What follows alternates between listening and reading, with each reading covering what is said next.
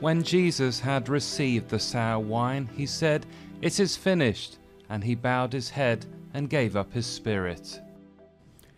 It is finished should really be translated, it is now complete, because Jesus has finished the work that he came to do. In fact, this is something to do with God's plans from the very beginning. As soon as man and woman had spoiled God's creation by their rebellion and their obstinacy, God set out a plan for saving them from themselves, a plan of redemption. And he did this by choosing a people and by showing that people what his plan was, by speaking through the prophets, by giving them the law which showed them their shortcomings.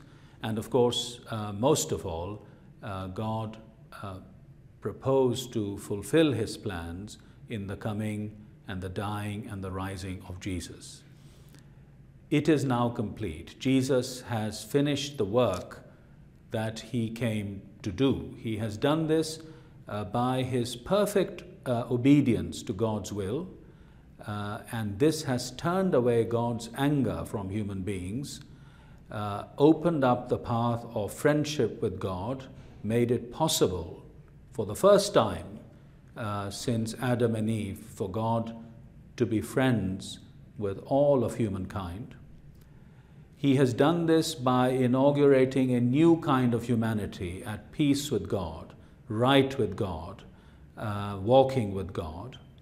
And of course, he is an example to us, an example in the sense of showing God's love to us, the extent of God's love on the cross, but also an example in the sense that we are ourselves to take up our crosses and to follow him in costly discipleship.